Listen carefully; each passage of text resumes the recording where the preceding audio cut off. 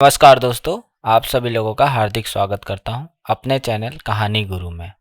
आज हम जिस कहानी की बात करने वाले हैं उसका नाम है गुप्त धन, जो कि श्री मुंशी प्रेमचंद द्वारा लिखी गई कहानी है। तो चलिए शुरू करते हैं।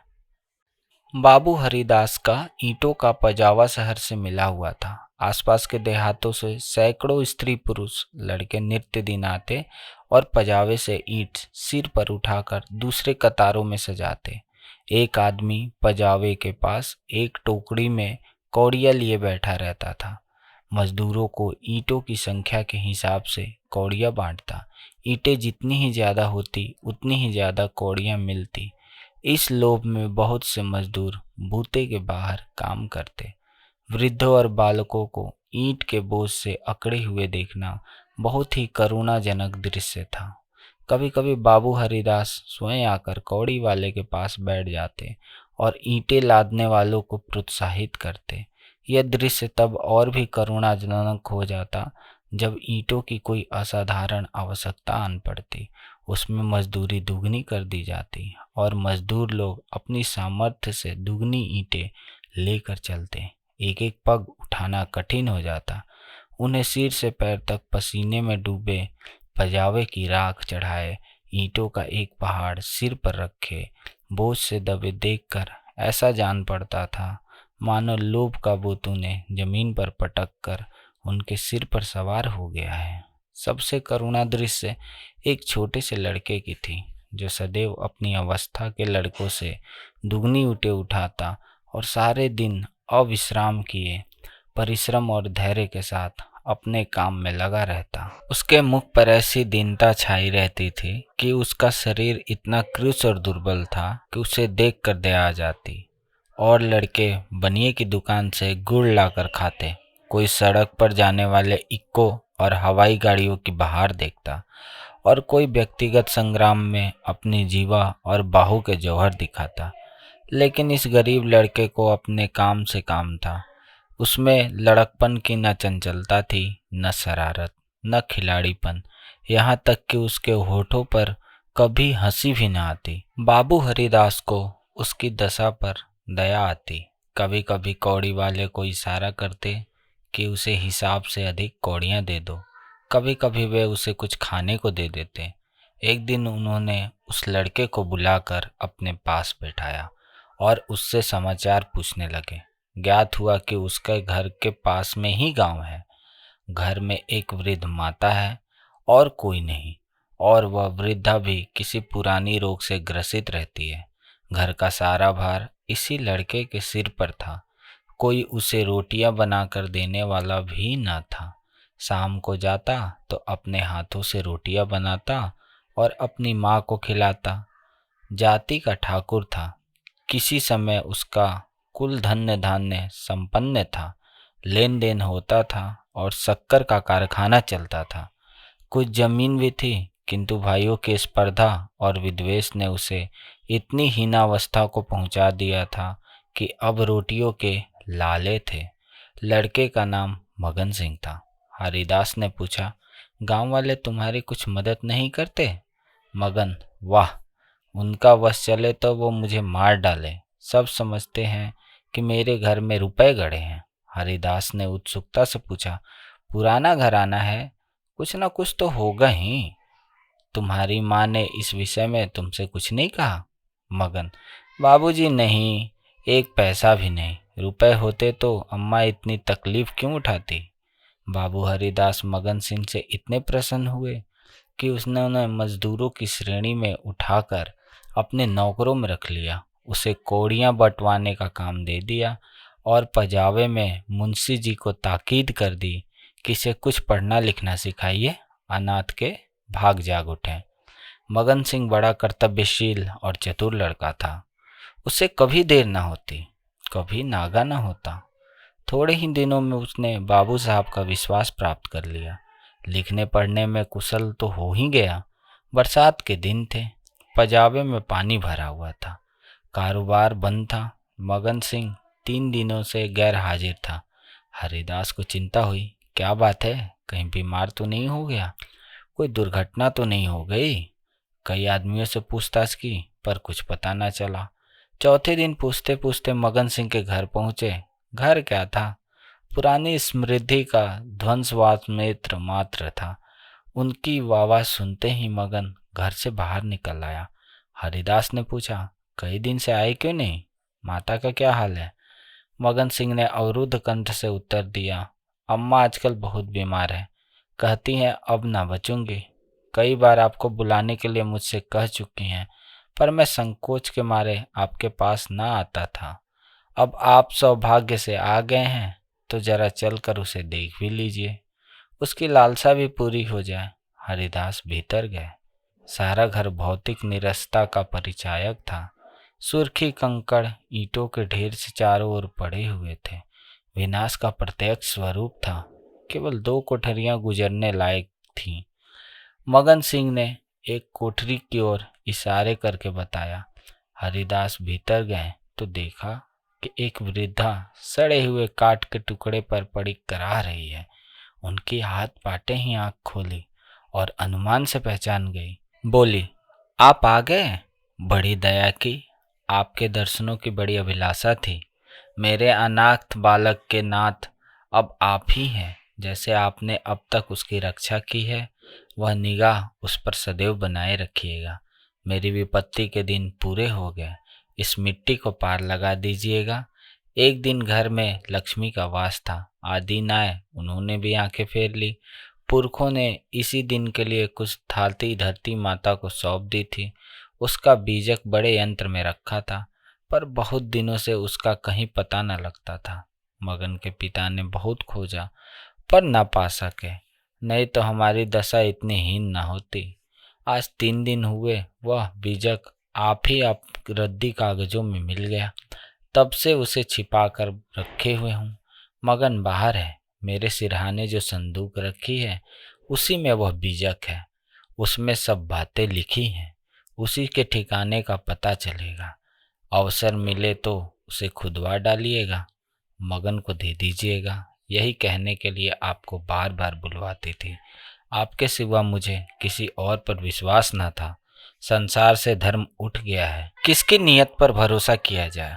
हरिदास ने बीजक का समाचार किसी से न कहा। नीयत बिगड़ गई, दूध में मक्खी पड़ गई। बीजक से ज्ञात हुआ कि धन उसके घर से 500 डग पश्चिम की ओर एक मंदिर के चबूतरे के नीचे है। हरिदास धन को भोगना चाहते थे, पर इस तरह की किसी को कानो कान खबर न हो। काम कष्ट साध्य था। नाम पर धब्बा लगने की प्रबल आशंका थी, जो संसार में सबसे बड़ी यंत्रणा है। कितनी घोर निष्ठा थी। जिस अनाथ की रक्षा की, जिस बच्चे की भांति पाला जिसे, उसके साथ विश्वासघात। कई दिनों तक आत्मवेदना की पीड़ा को सहते रहे। अंत में कृतकों ने विवेक को परास्त कर दिया। मैंने कभी धर्म का परित्याग नहीं किया और ना अभी करूँगा। क्या कोई प्राणी ऐसा भी है जो जीवन में एक बार भी विचलित ना हुआ हो? यदि है तो वह मनुष्य नहीं, देवता है। मैं मनुष्य हूँ। मुझे देवताओं की पंक्ति में बैठने का दावा नहीं करना है। मन को समझाना, बच्चे को फुसलाना है। हरिदास सांझ की सैर करने के लिए घर से निकल जाते। जब चारों ओर सन्नाटा छा जाता तो मंदिर के चबूतरे पर बैठते और एक कुदाली से उसे खोदते। दिन में 2 बार इधर उधर ताक झांक करते कि कोई चबूतरे के पास खड़ा तो नहीं है। रात की निस्तब्धता में उन्हें अकेले बैठे ईंटों को हटाते हुए भी उतना ही भय होता था जितना किसी भ्रष्ट वैष्णव को आमिष भोजन से होता है। चबूतरा लंबा चौड़ा था। उसे खोदने में 1 महीना लग गया और अभी आधी मंजिल भी तय न हुई। इन दिनों उनकी दशा उस पुरुष की थी जो कोई मंत्र जगा रहा हो। चित्त पर चंचलता छाई रहती। आंखों की ज्योति तीव्र हो गई थी। बहुत गुमसुम रहते, मानो ध्यान में हो। किसी से बातचीत न करते। अगर कोई छेड़ कर बात करता तो झुंझला पड़ते। पजावे की ओर बहुत कम जाते। विचारशील पुरुष थे। आत्मा बार बार इस कुटिल व्यापार से भागती। निश्चय करते कि अब चबूतरे की ओर न जाऊंगा, पर संध्या होते ही उन पर एक नशा सा छा जाता। बुद्धि विवेक का अपहरण हो जाता। जैसे कुत्ता मार खाकर थोड़ी देर के बाद टुकड़ों की लालच में जा बैठता है, वही दशा उनकी भी थी। यहाँ तक कि दूसरा मास भी व्यतीत हो गया। अमावस की रात थी। हरिदास मलिन हृदय में बैठे हुए कालिमा की भांति चबूतरे पर बैठे हुए थे। आज चबूतरा खुद जाएगा, जरा देर तक और मेहनत करनी पड़ेगी। कोई चिंता नहीं, घर में लोग चिंतित हो रहे होंगे, पर अभी निश्चित हुआ कि चबूतरे के नीचे क्या है। पत्थर का तहखाना निकल आया तो समझ जाऊंगा कि धन अवश्य होगा। तहखाना ना मिले तो मालूम हो जाएगा कि सब धोखा ही धोखा है। कहीं सचमुच तहखाना ना मिले तो बड़ी दिल्लगी हो, मुफ्त में उल्लू बनूं। पर नहीं, कुदाली खट खट बोल रही है। हाँ, पत्थर की चट्टान है। उन्होंने टटोल कर देखा, भ्रम दूर हो गया। चट्टान थी, तहखाना मिल गया। लेकिन हरिदास खुशी से उछले कूदे नहीं। आज वे लौटे तो सिर में दर्द था। समझे थकान है, लेकिन यह थकान नींद से नहीं गई। रात को ही उन्हें जो बुखार हो गया, 3 दिन तक ज्वर में पड़े रहे।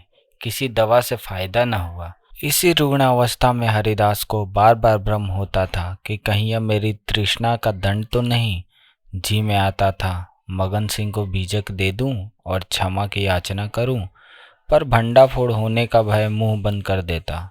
न जाने कि ईसा की अनुयायी अपने पादरियों के सम्मुख कैसे अपने जीवन भर के पापों की कथा सुनाया करते थे। हरिदास की मृत्यु के पीछे यह बीजक उनके सुपुत्र प्रभुदास के हाथ लगा। बीजक मगन सिंह के पुरखों का लिखा हुआ है, इसमें लेस मात्र भी संदेह न था। लेकिन उन्होंने सोचा पिताजी ने कुछ न कुछ सोचकर ही इस मार्ग पर पग रखा होगा। वह कितने नीतिपरायण, कितने सत्यवादी पुरुष थे। उनकी नीयत पर कभी किसी को संदेह नहीं हुआ। जब उन्होंने इस आचार को घृणित नहीं समझा तो मेरी क्या गिनती है। कहीं यह धन हाथ आ जाए तो कितने सुख से जीवन व्यतीत हो। शहर के सभी रईसों को दिखा दूंगा कि इस धन का सदुपयोग कैसे करना चाहिए।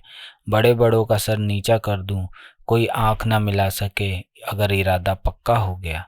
शाम होते ही वे सब घर से बाहर निकले। वही समय था, वही चौकन्नी आंखें थी और वही तेज कुदाली थी।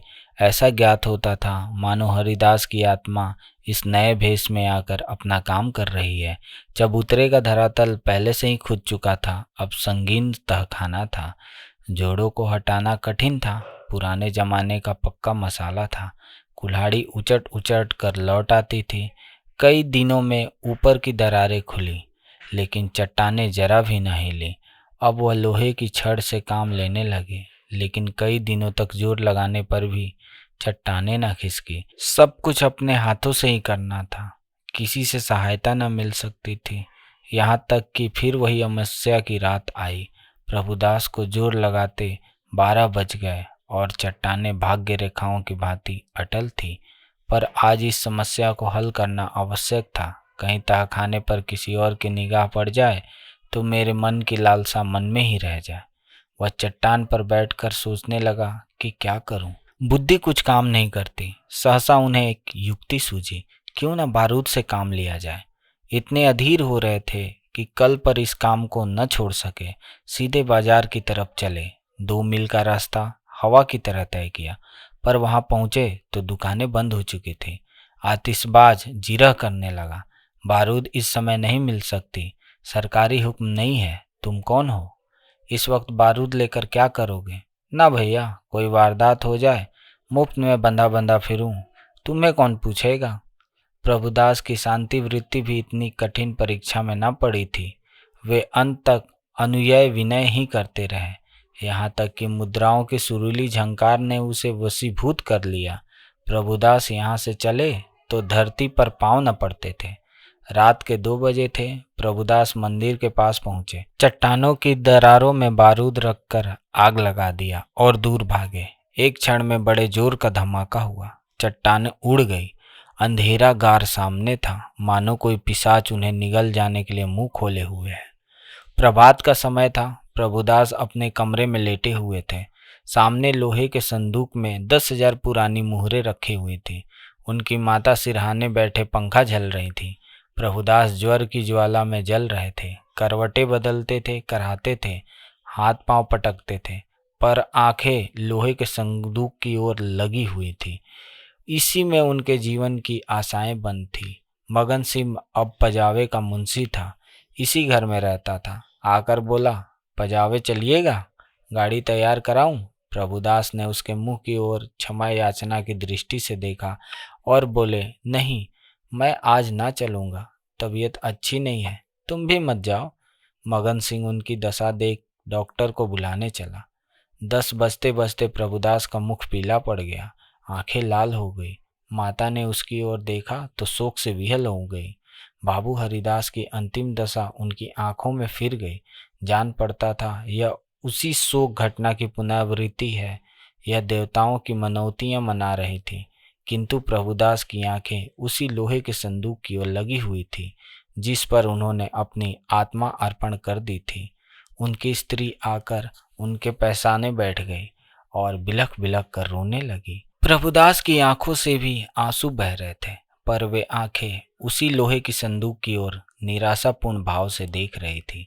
डॉक्टर ने आकर देखा, दवा दी और चला गया, पर दवा का असर उल्टा हुआ। प्रभुदास के हाथ पांव में सर्द हो गए, मुख निस्तेज हो गया, हृदय की गति मंद पड़ गई, पर आंखें संदूक की ओर से न हटी। मोहल्ले के लोग जमा हो गए। पिता और पुत्र के स्वभाव और चरित्र पर टिप्पणियां होने लगी। दोनों शील और विनय के पुतले थे, किसी को भी भूल कर भी कड़ी बात न कही।